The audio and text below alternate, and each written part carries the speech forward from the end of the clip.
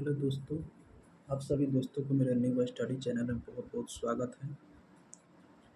और हम आज एंशियंट हिस्ट्री के चैप्टर नंबर 13 मगध राज्य का उत्कर्ष कैसे हुआ, इसके बारे में फिलहाल हम डिस्कशन करेंगे। मगध की सबसे प्राचीन वंश के संस्थापक कौन थे? बृहद्रथ। मगध की राजधानी गिरिब्रज या राजगीर। जरासंध किसका पुत्र था? बृहद्रथ का। हर्यक वंश का संस्थापक कौन था? बिंबिसार। बिंबिसार मगध की गद्दी पर कब बैठा था? तो 544 ईसा पूर्व। ये बौद्ध ग्रंथ के अनुसार बिंबिसार मगध की राजगद्दी पर 544 ईस्वी में बैठा था, बौद्ध ग्रंथ के अनुसार। बिंबिसार किस धर्म का अनुयायी था? बौद्ध धर्म।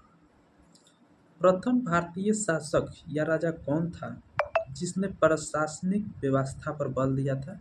तो बिंबिसार। प्रशासनिक। बिंबिसार ने ब्रह्मदत्त को हराकर किस राज्य को मगध में मिला लिया था? तो अंग को। बिंबिसार ने ब्रह्मदत्त को हराकर किस राज्य को मगध में मिला लिया था? तो अंग को। बिंबिसार ने किसको हराकर अंग राज्य को मगध में मिला लिया था? तो ब्रह्मदत्त। बिंबिसार ने किस नगर का निर्माण कर वहां अपनी राजधानी बनाया? राजगीर। बिंबिसार ने मगध पर लगभग कितना वर्ष शासन किया था? वो लगभग 52 वर्ष। बिंबिसार मगध पर 52 वर्ष शासन किया।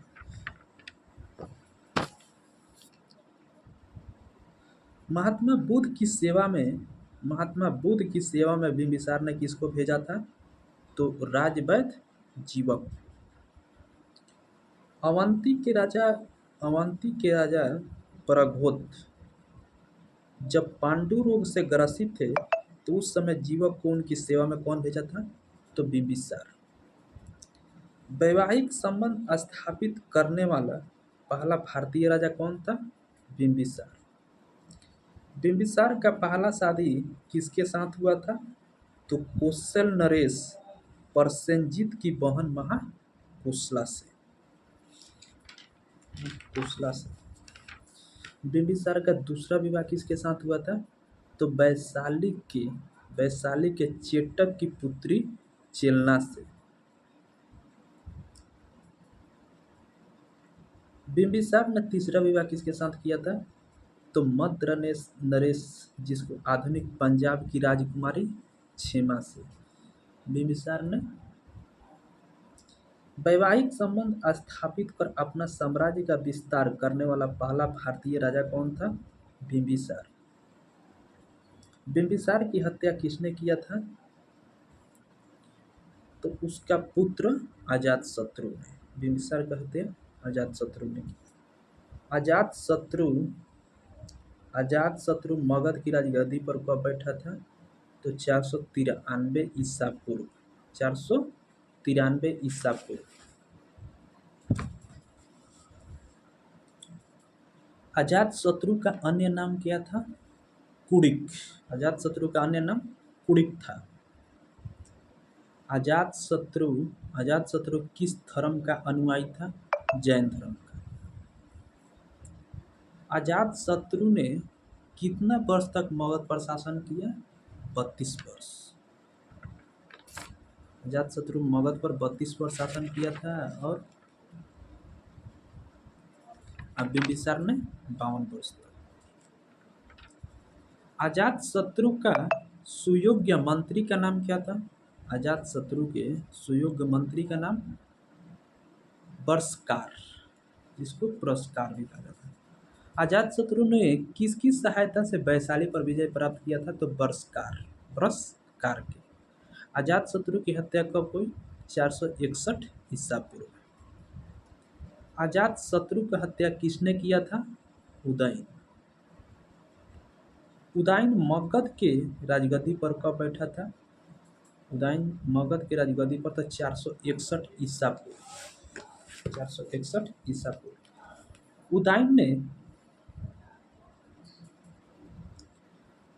उदय ने किस नगर का स्थापना कराया था या किया था?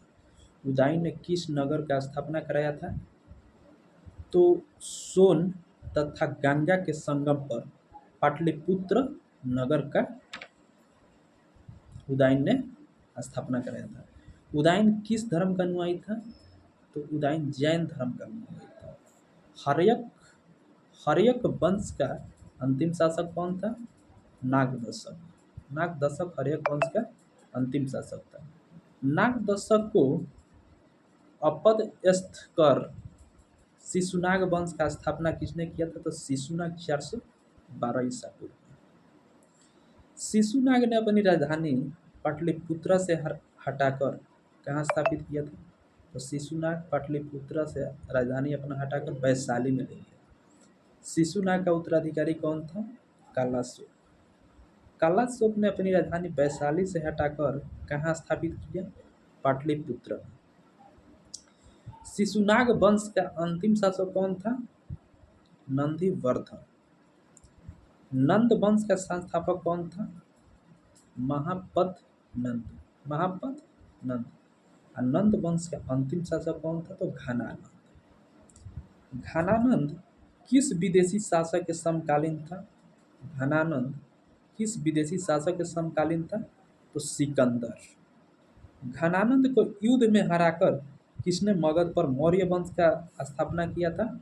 तो चंद्रगुप्त मौर्य। तो इस तरह से हमारा मगध राज्य का उत्कर्ष खत्म हुआ। और थैंक यू सो मच।